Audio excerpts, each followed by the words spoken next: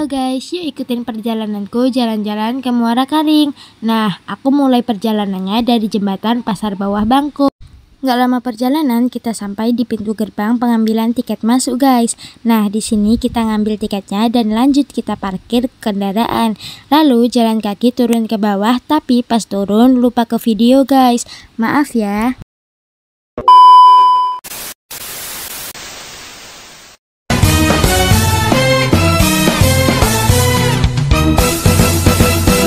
Berlayar ke Pulau Kelapor, di situ tempat tari menari.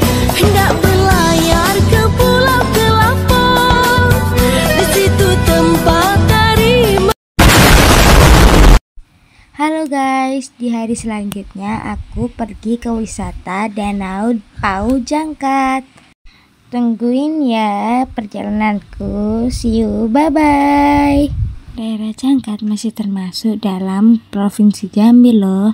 Di sini terdapat banyak sekali wisata alam yang dapat kalian kunjungi, termasuk danau ini loh. A few moments later.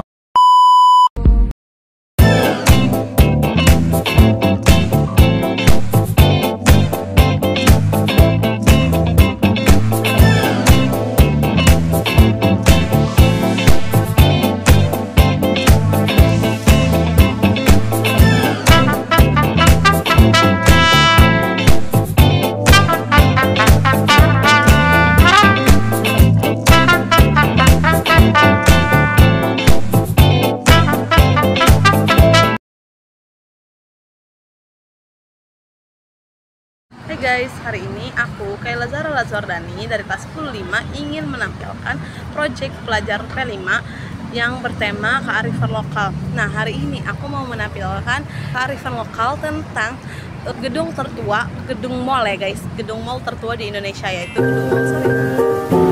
Jadi guys, ini dia perjalanan tentang Sarinah.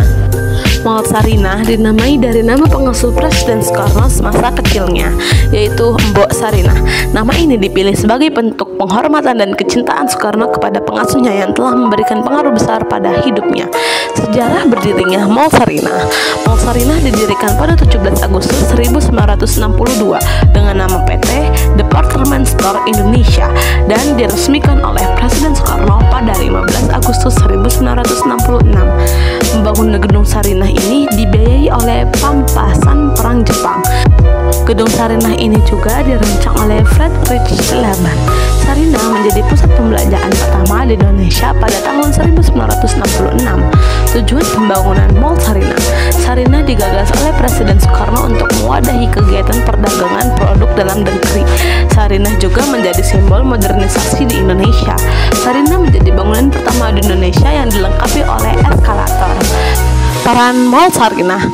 Sarinah terus menjunjung tinggi komitmennya untuk mendukung kemajuan produk-produk usaha kecil, menengah, dan koperasi.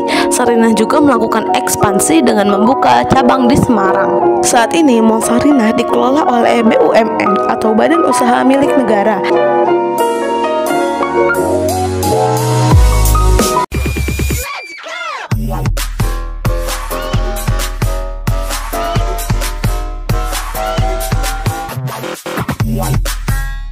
Halo semuanya, perkenalkan nama aku Gita Jaza Anil Husna dari kelas 10-5. Di sini aku akan menampilkan tugas video P5 yang bertemakan kearifan lokal.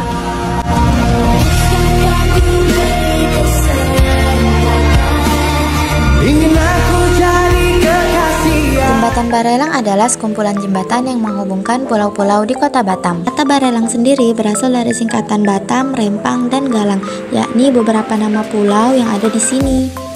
Jembatan Barelang merupakan proyek yang berteknologi tinggi yang melibatkan ratusan insinyur Indonesia tanpa campur tangan dari tenaga ahli luar negeri. Dibangun guna memperluas wilayah kerja Otorita Batam.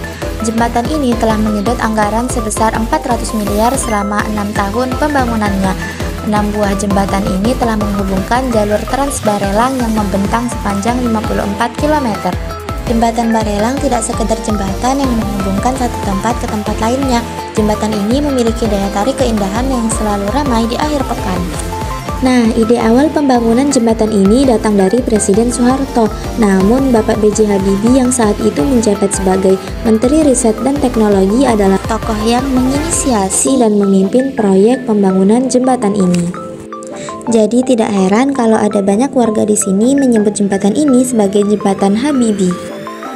Sekian penjelasan dari aku, terima kasih.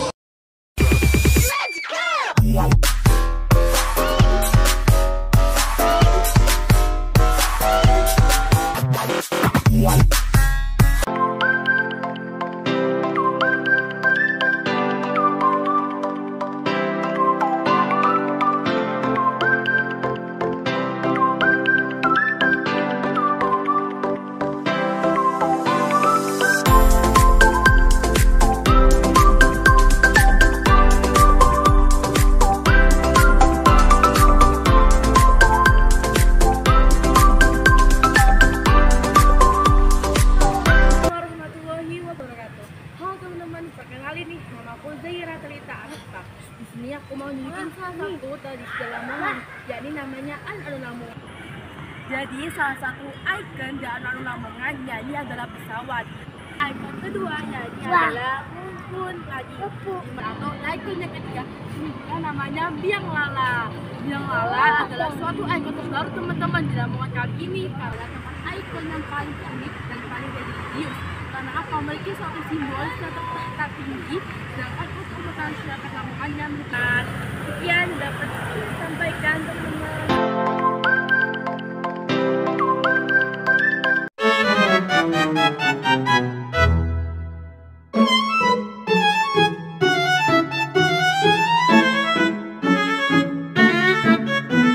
Hai guys, aku Sirnaindaka Aulia dari kelas 10-5 akan mempresentasikan proyek P5 yang bertema kearifan lokal.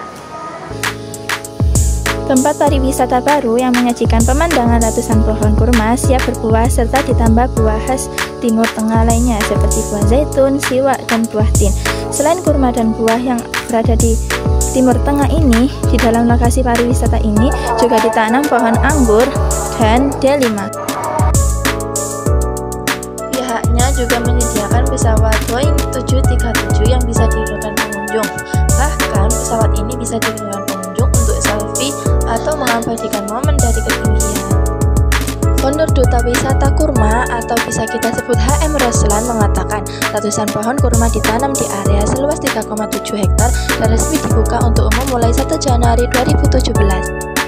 Pria yang mengawali karirnya sebagai karnet truk itu bercerita bahwa tanah seluas 3,7 hektar miliknya semua digunakan untuk kawasan industri, akan tetapi lantaran tak diminati pengembang, akhirnya tanah tersebut pun disulap menjadi wisata kebun kurma yang terinspirasi dari wisata kurma di Thailand. Selain melihat kebun kurma, kita juga bisa melihat hewan-hewan seperti rusa, kuda, kelinci, domba, juga merak biru dan merak putih. Ya guys, itu tadi adalah kearifan lokal di daerah Pasuruan. Terima kasih. Every time you walk into the room, got me feeling crazy, like my heart boom boom. Any other boy would stare, but me I look away, cause you're making me scared. Trying not to breathe, 1, 2, 3. Assalamualaikum warahmatullahi wabarakatuh. Hari ini saya berada di Sumber Dewa dan kita akan melihat sekolah pelajaran.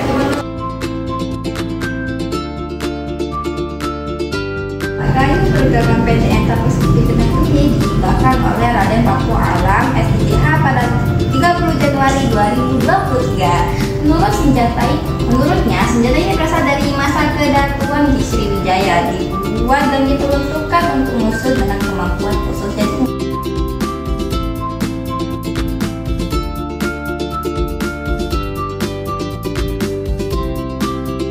Nah, ini juga salah satu peninggalan dari kerajaan Sriwijaya, salah satunya kain batik semen, baju angkinan, dan kain sulaman. Di Museum Bala Putra Dewa terdiri ada ruang pameran. Di sana banyak banget barang-barang yang kita belum temui. Salah satunya adalah kain. Kain-kain ini merupakan kain tradisional khas Palembang. Salah satunya kain jemputan, kain batik, kain songket, dan kain sarung. Tempat kita berkunjung